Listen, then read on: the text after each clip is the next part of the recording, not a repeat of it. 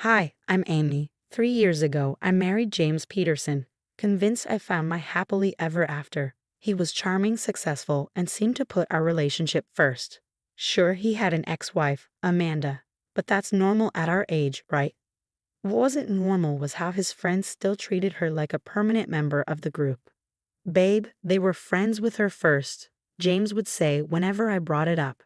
I tried to be understanding. Really, I did. I even endured their monthly game nights, where Amanda would hold court, reminiscing about the good old days while I sat there feeling like a stranger. But today was supposed to be different, special. My sister Anna had just gotten engaged to Mike, the sweetest lawyer you'll ever meet. And I had my own news. I was 8 weeks pregnant.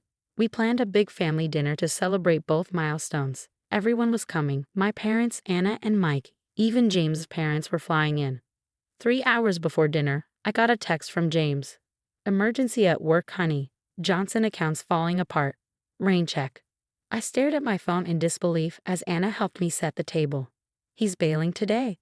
Of all days? I asked, trying to keep my voice steady. Anna paused, her engagement ring catching a light. She grabbed my phone. Something's not right, Amy. I tried calling James, but it went straight to voicemail. I sent more texts. Nothing. Then Mike walked in, his expression uneasy. You need to see this, he said, pulling out his phone. There it was, a fresh Instagram post from Tommy, James's best friend. The photo showed my husband at Lite Bistro, our special date night spot, with his arm around Amanda. The caption, celebrating Amanda's birthday. Anna's eyes narrowed, her fists clenched. I'm going to kill him, she hissed. Mike placed a calming hand on her shoulder. No, we're going to be smart about this, he said, his lawyer instincts kicking in. Document everything. Screenshots, timestamps, witnesses. Emmy, how much do you know about your joint accounts? The room spun. All those work emergencies James had over the past year replayed in my mind like a highlight reel of red flags. Anna pulled me into a tight hug. Change of plans, she said firmly. We're still having dinner, but now it's a strategy session. Nobody messes with my sister. My phone buzzed again. Another Instagram notification. This time, Amanda had posted, "Best birthday ever with my forever friend." Some people just get you. James's smile in the photo was the same one he wore at our wedding. I stood up straighter, one hand on my still flat stomach. You know what? I said. Anna's right. Let's have dinner. I'm done being the understanding wife. If James wants to play games, he's about to learn I'm not the pushover he thinks I am. Mike nodded approvingly. And you've got the best legal mind in the city on your side. Pro bono. For the first time all day, I felt a flicker of strength. James had chosen his ex-wife's birthday over our family celebration. Fine, but choices have consequences. The family dinner transformed into a war council.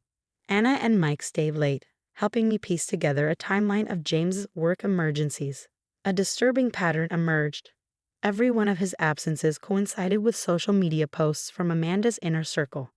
Start with the phone records, Mike suggested, handing me a glass of water instead of the wine I desperately wanted. As your lawyer, I advise full documentation.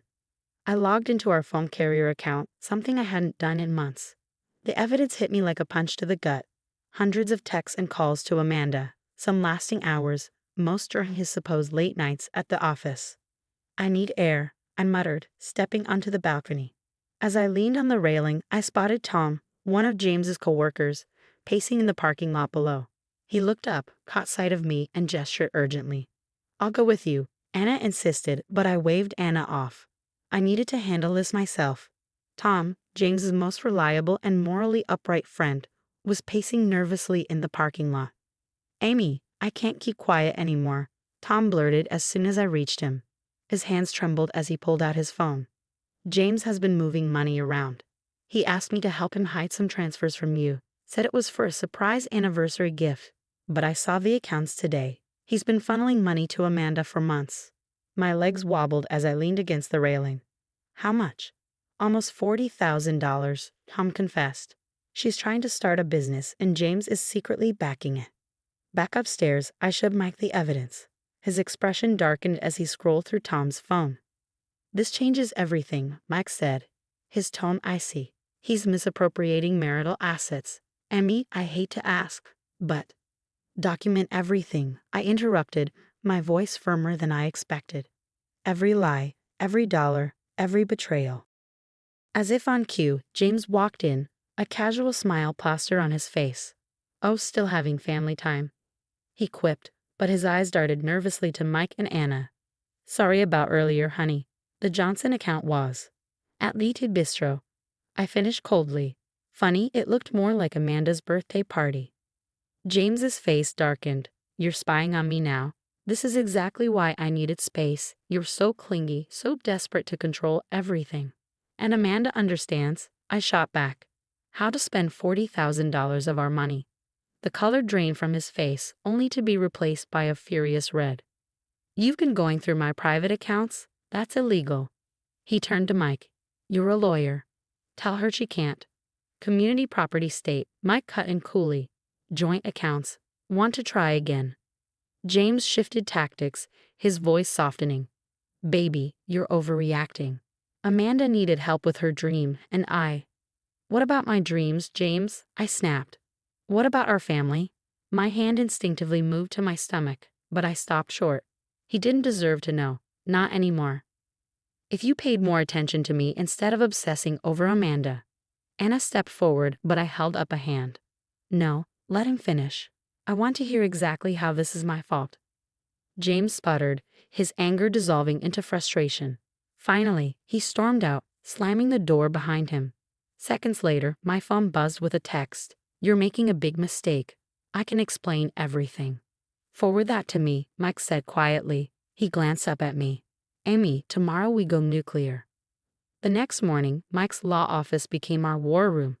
Anna brought coffee while I forwarded every email, text, and bank statement I could find. The deeper we dug, the worse it got. "James didn't just funnel $40,000, Mike said grimly, scrolling through bank records. "He's drained almost $90,000 from your joint savings account, small transfers to different LLCs. But they all trace back to Amanda's new business venture." My phone buzzed again, this time from an unknown number. "Amy, this is David, Amanda's husband. We need to talk." 20 minutes later, David sat across from us, his face pale and drawn.